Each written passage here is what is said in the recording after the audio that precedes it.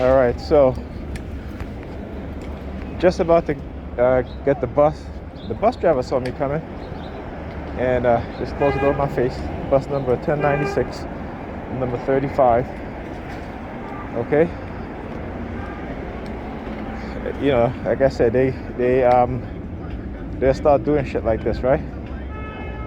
Like I'm right there. I know you saw me in the mirror. I was basically hitting on the bus, and I was right there too. He just shut the door real fast and drove off. You know, I'm telling you, man. You can tell they're pissed, right? Like I said, whenever they shit don't work out for them, whatever they try to do, right? Because they're a bunch of liars. You know. Oh, so all right. So anyway, I think I forgot to mention. I was saying that I called Pam, you know, to find out about Ethan.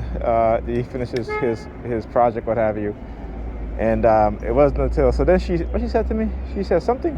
Oh, she was like, she answered the phone, and I asked her. I said, you know, did Ethan get his project done? She was like, yeah. I was like, what time did he go to bed? She didn't want to answer me. Then she said something. She said something about I'm eating. I don't want to choke.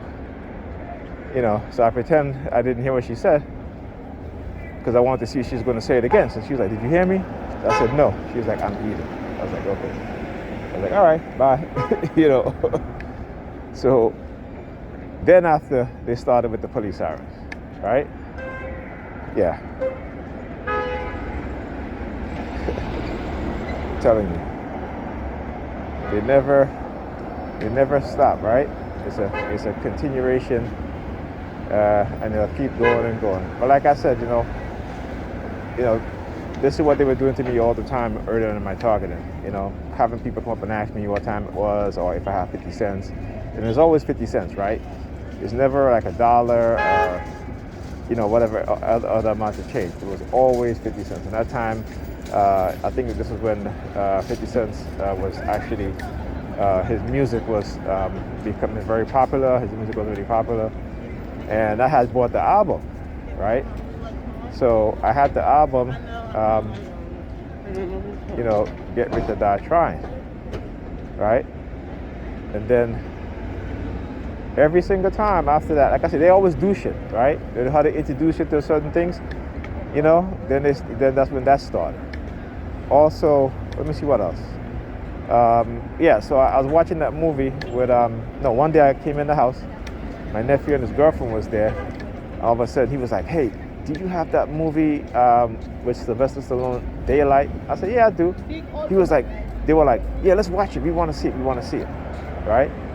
So I put that movie on, and it's a movie with Sylvester Stallone where there's a incident in the Harlem Tunnel. You know, it was like some terrorist stuff that was going on, and I think they were like transporting some prisoners. I mean, all these prisoners were wearing orange jumpsuits, right? After we watched that movie, the next day I got dressed to go to work, and I was basically it was like most people that were on the street were wearing the color orange, right? And that went on for months and months also. So this is how they introduce you to you know, the subliminal message. They've already built it into you, right? These are just the triggers, okay? These are just the triggers. So when you see the triggers, you know, whatever anchor is associated with the trigger, you know, you're going to experience those anchors. And those anchors are negative emotional feelings, negative thought patterns, you know, negative actions. You know what I'm saying? This is how they work, you know. And, you know, it wasn't until I found out about neurolinguistic programming, particularly dark NLP, that I began to realize what was done to me and others, other TIs. And I started diving into more of the psychological aspect of targeting. All right, and this was like going to I think I had a show on Talk Shoe, right?